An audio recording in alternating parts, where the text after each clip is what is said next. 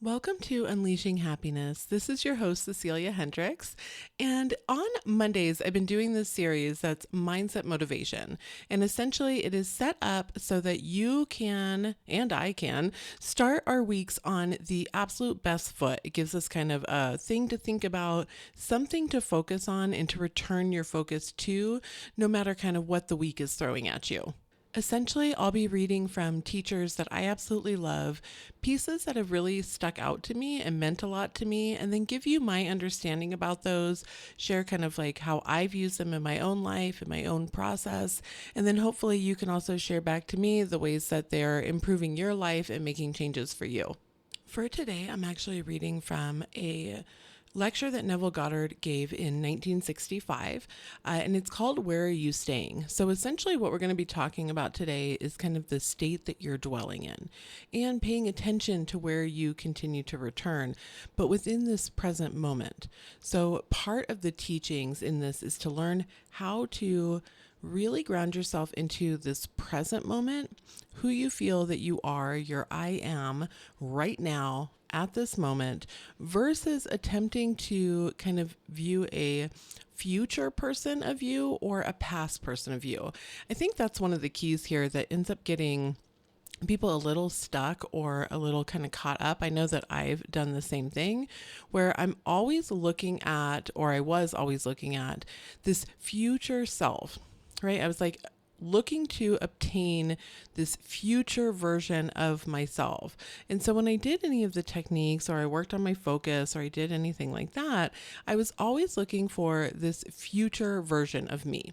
I always wanted to say, okay, so if I do this now, I can have this external thing happen for me later that would create this feeling that I'm trying to generate kind of fakely. Like I'm trying to force fake these feelings now, even if I was doing it calmly or relaxed, like in a relaxed manner, I was still trying to like force these feelings now so that future me could have this external thing or event or be this kind of person that I really wanted to be.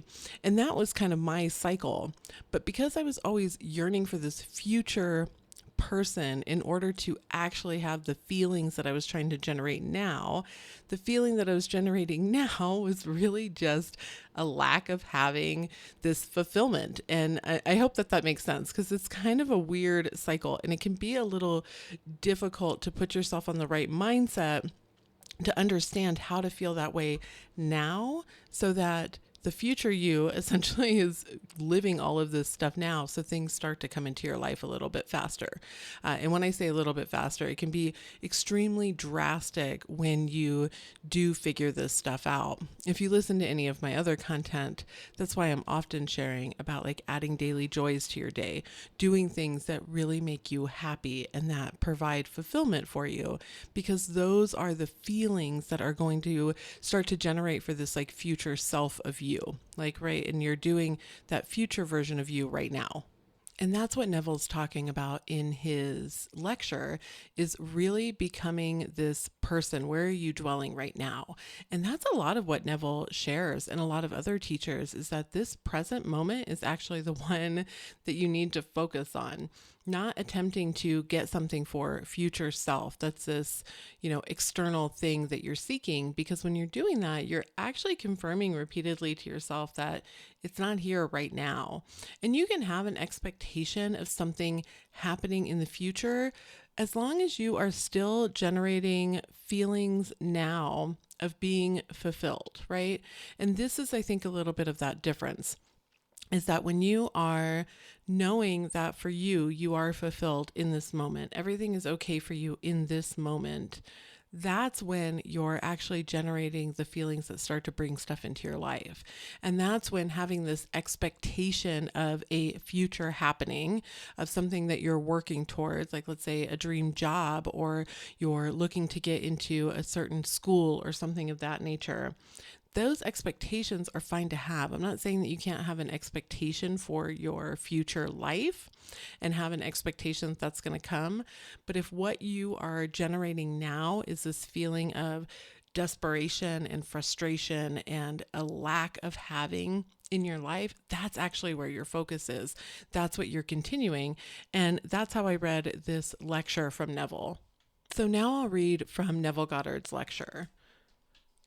Where do I dwell? I am all imagination. Where do I dwell?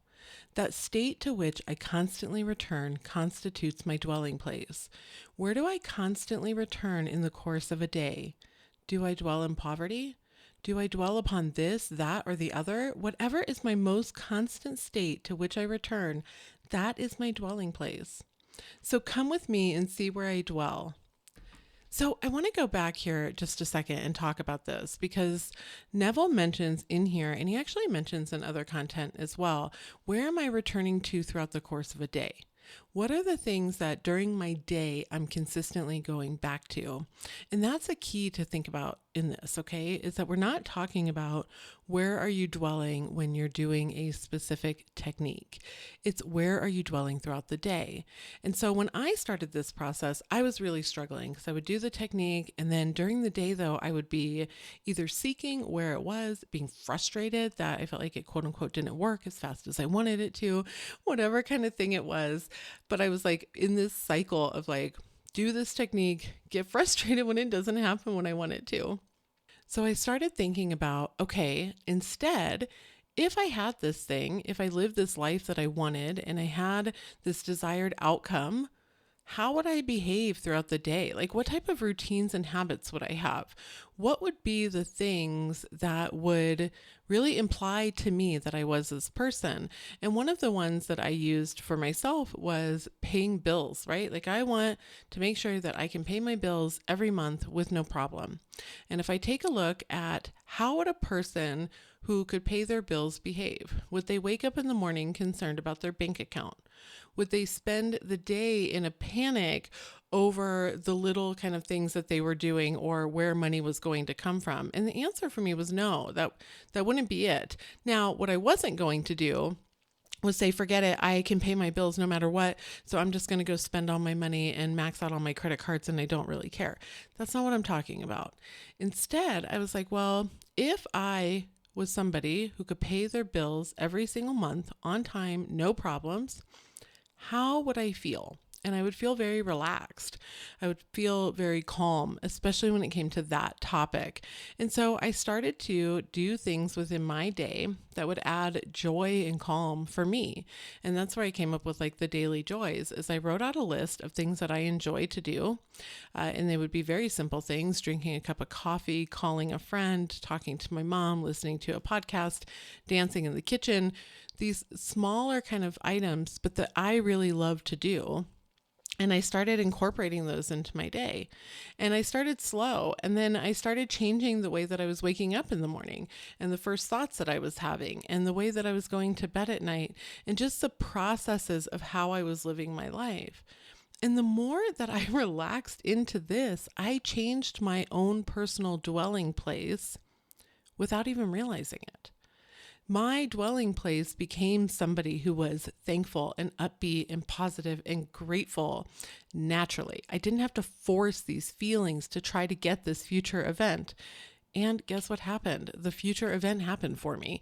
Everything kind of started to fall into place where I was able to have the things that I was looking for. I was able to experience the thing that I wanted to experience because I did those feelings first. So in Neville's lecture, he talks about an experience that he had, and I do want to read part of that as well. He said, now last Tuesday, I told you an experience of mine, a simple experience, but don't discount it. God speaks to his prophet through the medium of dream. I asked for it, and it came to me that very morning, Tuesday morning. I told you who were here last Tuesday. Not everyone present came last Tuesday. So for the benefit of those who were not here and for those who did not hear it, because may I tell you, it is profound. The more I dwell upon it, the greater significance it has. For last Tuesday morning, I woke at 4:15 a.m. It was too early to rise, and I said to myself, favor me with an experience. It could be a dream, it could be a vision and ecstasy, but favor me with some wonderful experience that I can share with the whole vast world who will listen to me. So I went back to sleep and found myself in New York City in my old apartment house where I lived for 13 years and 8 months. The superintendent was the same superintendent. Everything was as it was before. But when I took the elevator up to the 6th floor, I discovered I didn't live there. I not only didn't live there, but I could not remember where I'm dwelling. I couldn't. I made every effort to remember where I'm dwelling now, and I couldn't. That was my past dwelling place. But the question is, where are you dwelling? Come and see. And so they came and they saw where he was dwelling and stayed with him that day because it was the 10th hour. The past I remember.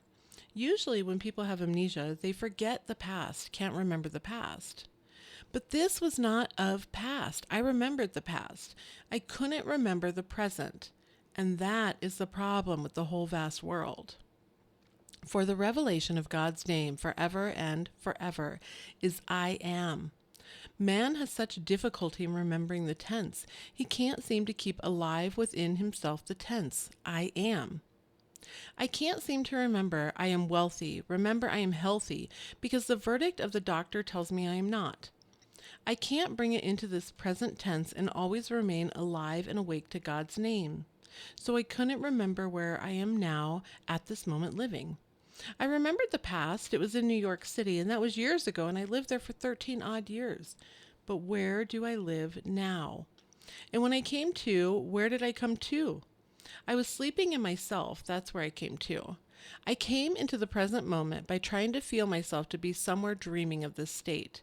For were this a dream, I am somewhere in this world sleeping, and if I am sleeping, where am I sleeping? I tried to locate it in space, but when I really located it, I located it in myself. That's where I am sleeping and that's where I am dreaming. I am dreaming of a past. Now, what about my present? Here is the present. And so if a man could only dwell upon the present, what do I want in this world, not only for myself, but for everyone that I know in this world?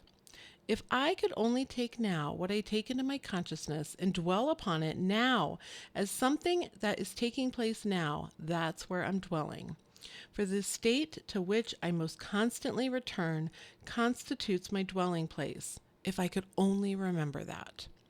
So in the course of a day, to what state do I return frequently? To the unemployed friend, to the unemployed this, to the horrible that. If I do that constantly, that's where I dwell. I'm always dwelling in the state to which I constantly return. But if I will remember this technique, forget now that past, I have no amnesia concerning the past. Man is always dwelling in either the past or the future. He doesn't dwell in the present. He's always thinking of what happened or what may happen, but he doesn't live in the present. So they ask the question, where are you living? Where are you staying? Well, come and see. So again, this is Neville telling you to learn how to pull yourself into the present moment. And what's really beautiful about this is that when you look at all teachers, that's essentially what they're telling you. Where are you right now? What feelings, vibration, vibe, whatever you want to call it, what are you putting out into the world? What are you feeling of yourself right now at this very moment? In his lecture, he goes on to discuss the fact that you really have to be kind of honest with yourself. And he says it very briefly, don't get me wrong, but when you're honest with yourself and you spend time just taking a look at where it is that you're dwelling, paying attention to where it is that your thoughts go to. What are the things that you're thinking on a regular basis? And this actually ties back into like a 7-day mental diet. And that's kind of the purpose of a mental diet, is to start to teach yourself where it is that your mind is dwelling, where it is that the state that you're in is. So remember, a state is your identity. It's essentially what you say of yourself, and you can be in multiple different ones that kind of all pile up into your identity, right? So you can be someone who is healthy and feels that they are healthy, but also feels like they have no love in their life, or they don't have friends, or they don't have this or that. You can have a state of being, in poverty, but also feel that you have like great love in your life. There's always kind of this mix of states. And I've found that most people, myself included, tend to do really well in one area, and it's not as hard for them to generate the more quote unquote positive kind of outlook feelings on one area of life, but maybe struggle in something different. And I actually use Oprah as an example because she talks about, mindset and using the power of your mind to have this life that you want. But she's also always struggled kind of with her weight. That's been something that, especially in the past, was more of a highlight. Unfortunately, I think we lived in a society that talked about women's weight way too much in the past, and definitely still does now today, in my opinion. But we would have, these conversations where Oprah was always trying to lose weight. Clearly, Oprah does not have an issue with wealth and success and those states she's able to generate for herself. But when it comes to the weight and feeling, good about her body and in her skin, that definitely seemed to be a struggle for her. And you can see that with yourself, right? You can start to be honest about where's an area that I have a little bit more struggles. Am I able to pull love into my life, but I struggle with money? Am I able to pull money into my life, but I struggle with health? And usually there's kind of a balance there. And a lot of times what I found in when I'm working with people and talking to others is that when they look at that balance, it's the thing that they're putting the most, I have to change this energy into something that they're struggling the most with. And it's because there's not an assumption there. You're putting so much effort into the changing of it that truly what your attention is just that you don't have it, or it's not going the way that you want it to. And so that you kind of continue that cycle, which is definitely really frustrating, to say in the least. But when you start to make these tweaks to the way that you're living, the life that you have, and the mindset that you have, you'll start to see a movement, in these different areas of life. And so you got to figure it out for you, right? The techniques are not really what matters. I just did a YouTube video on this as well over this weekend, where you don't actually have to be concerned with whatever technique you're doing. You don't have to go on TikTok or YouTube or Instagram and find this like new latest craze of how you write something, or if you put a letter under your pillow, because what it really matters is whatever it implies. So the technique is used as kind of a tool to generate these feelings of having that wish fulfilled for you. And once you have those feelings generated and you're able to dwell in that throughout your day, without forced effort, which is a huge part of this as well, then you'll start to see those shifts within your day. And so it's fine if you want to do affirmations, if you feel like doing a vision board or scripting or meditation or lullaby method, whatever it is that makes you feel good, that's what really matters. And so the process that I put into it was changing your daily routines.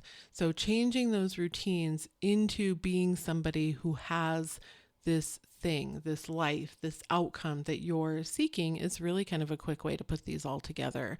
And essentially it makes you feel better on a day-to-day basis anyway. So it's kind of a win-win. And it can start to really generate changes within your life very, very quickly. So there's a few things that you can add into your life that are very small that will actually make big changes, and they're sustainable because you're starting small. So it's, waking up a specific way and really changing kind of those first thoughts that you're having in the morning, taking a look at the way that you're spending your day, adding some daily joys into that, things that bring you natural gratitude and natural feelings of just enjoying the life that you're living, and then spending time each day, like appreciating yourself and appreciating others, will actually do immense things for you in your life. It just pulls that attention back to things that feel good versus the lack of what you don't have, versus paying attention to what's lacking and not in your life right now. So I hope this gives you some wonderful motivation to get this week started.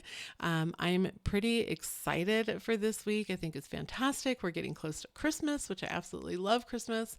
And make sure that you enter that book giveaway if you would like to win those. It'd be kind of a nice little fun Christmas/New Year's present to get your new year off on the right foot as well. So have an absolutely beautiful week.